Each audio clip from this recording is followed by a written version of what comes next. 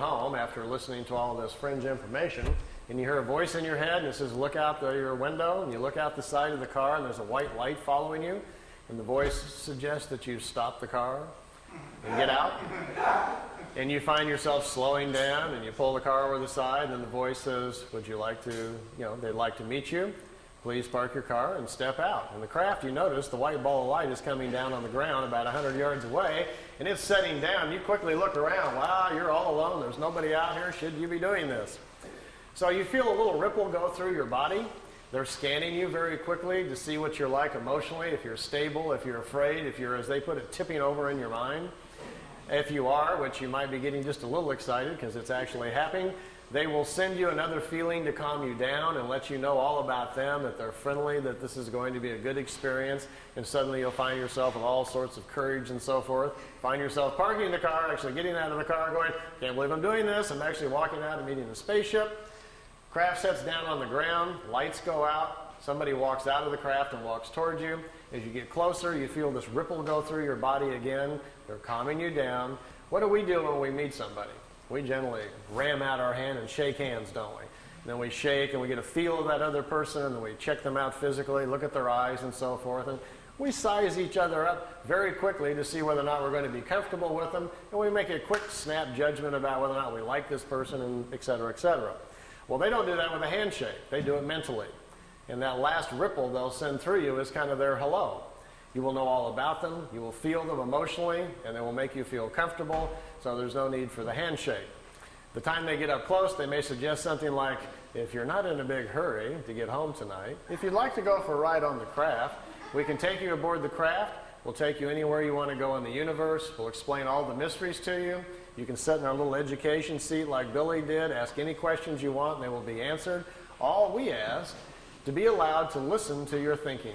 We're fascinated by your thought processes. If we can listen to your thoughts, then we'd be glad to take you for a ride for 2 or 3 weeks. Now, if you agree to that, which most of you probably would, after asking them if they could block out a few thoughts that you don't want them to listen to, they say, come on aboard. You find yourself going aboard the craft. Notice if it happens to be a ship like this with the unusual edges on it, this is their more advanced ship, and it's capable of moving in time. The older ones can't do that. So your questions this way can be a lot more complicated. You might want to go back in time and watch the pyramids being built, or see if Moses really parted the Red Sea, or did the crucifixion really happen, or whatever historically might interest you. You could possibly ask these questions, and perhaps they would take you back and let you see for yourself. Well, they'd probably take you out there for 3 weeks. You'd have all these magnificent experiences. You could go to other planets, see other worlds, see other societies. Maybe even go back in time and watch yourself being born, or visit yourself when you were alive 300 years ago. You can do some rather amazing things if they would let you do them. Then they bring you back.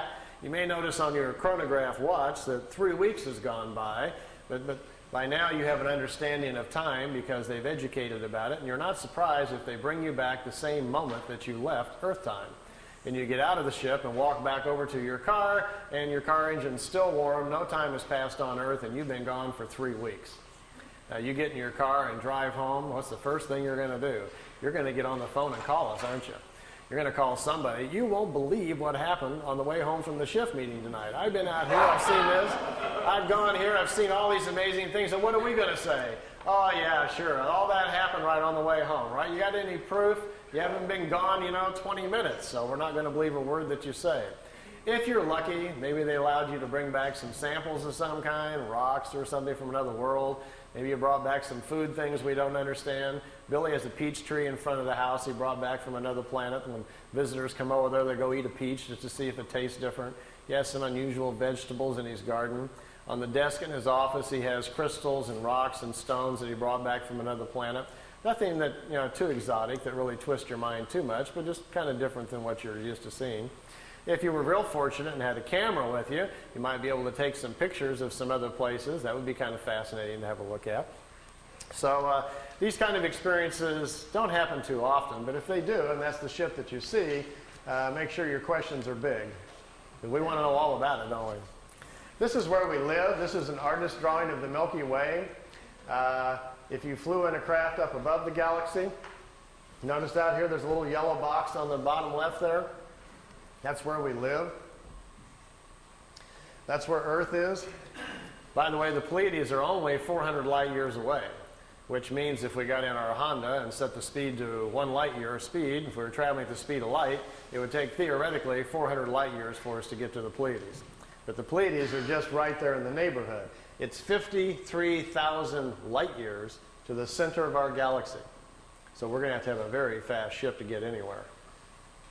Even to get to the Pleiades, who's got 400 years, to get there? If we have time and you're interested, the theory of the crafts, how they work, how they dematerialize them, and how the power system works.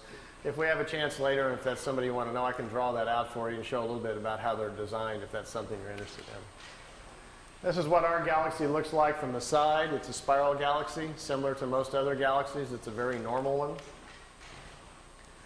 Here's some more of Billy's pictures of 2 regular-sized ships, and notice the 2 on the top are slightly smaller. These are remote vehicles. They're in our upper atmosphere, hundreds of them all the time.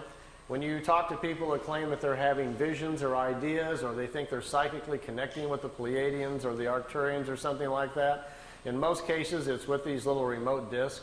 They pick people, 20, 30,000 of them at a time, and they broadcast visions and ideas to people.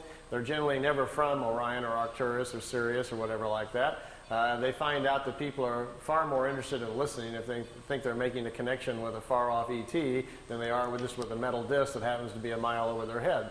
So understanding our mental capacities, these little remote discs fly around the planet quite oftenly, sending out their ideas and visions you pick up in sleep and listening to your thought patterns.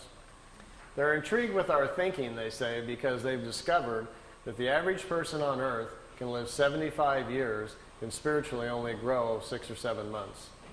They look at us as a spiritually dormant planet, that our lack of understanding about nature and how things really go make us more of a study than anything else. We are so misled, they say, by all of our belief structures and things that exist on our world. The time we survive through our kindergarten grades, our schooling, and our early years with our parents who mislead us, not on purpose, but they do because it's how they were taught. The time we get to be 10 years old, there's so much stuff in our head that we can hardly get life straight.